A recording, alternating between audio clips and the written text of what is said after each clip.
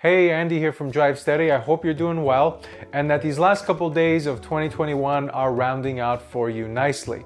But in this video, it'll be an overview of what we did this past year, talk about some of the things I liked, some of the things I didn't like, some of the things that surprised me, and looking forward to what we've got in store for 2022.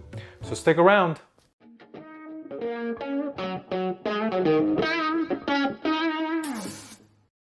So starting off the video, kind of a performance metric or overview of how the channel did this year. Gained 3,000 subscribers, and as of the recording of this video, I believe it was sitting at 7,600 some odd, something like that. And then gained 1 million views and over 100,000 hours of watch time, which all are absolutely amazing, and I'm eternally grateful for those. But overall, above all of that stuff, what I'm grateful and thankful for is you, all of you guys out there who watch the content that I put out. Now, I'm a car guy deep down inside, and being able to share my passion and be a part of a community, to be able to talk about cars and share things is just something I'm very thankful for and appreciative of. So thank you. And as far as the cars we reviewed this year, or I reviewed this year, 25 cars, and I'm not going to review any other cars. The last video I put out was of the Lamborghini Huracan Evo rear-wheel drive Spider. It's quite a mouthful and it's quite a car, so if you haven't watched that video, please go check it out. But I drove some things I liked, some things I didn't like, some things that surprised me, so here's a list of stuff that I drove. There's a nice mix in there.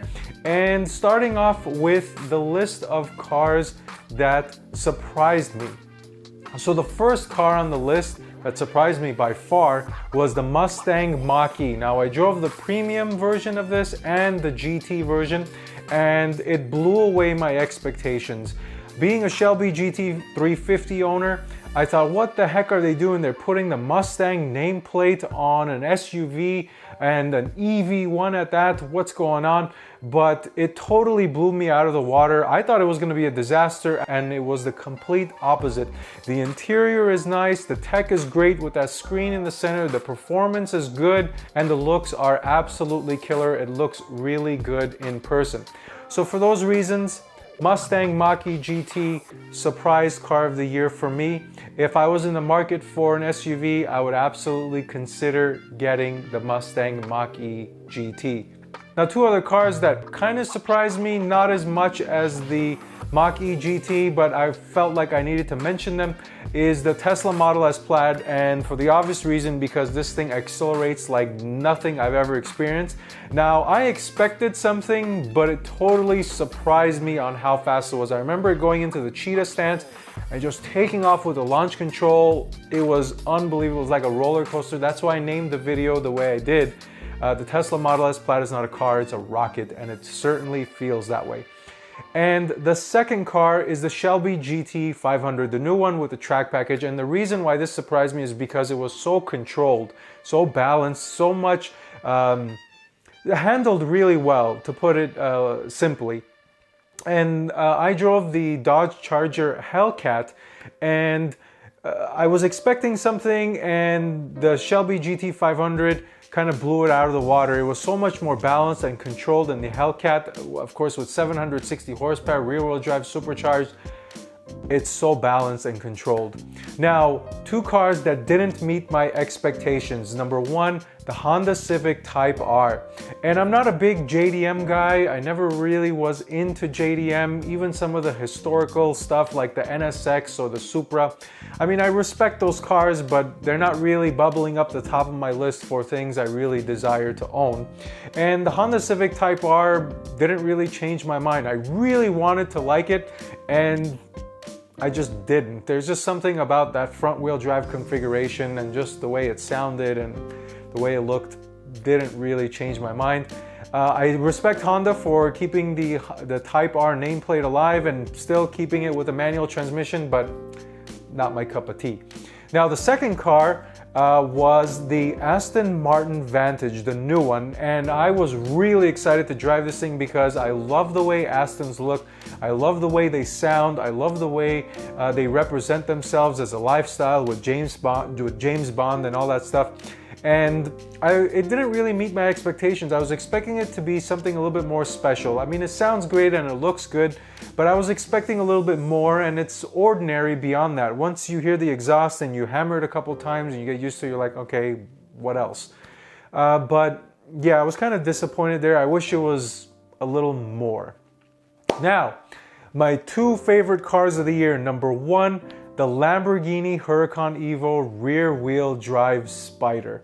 Now this car is absolutely remarkable. The way it looks, the way it performs, the way it sounds, everything about it totally blew me out of the water. I mean, it was an exotic and I was like, oh yeah, this is gonna be great, it's gonna be fast.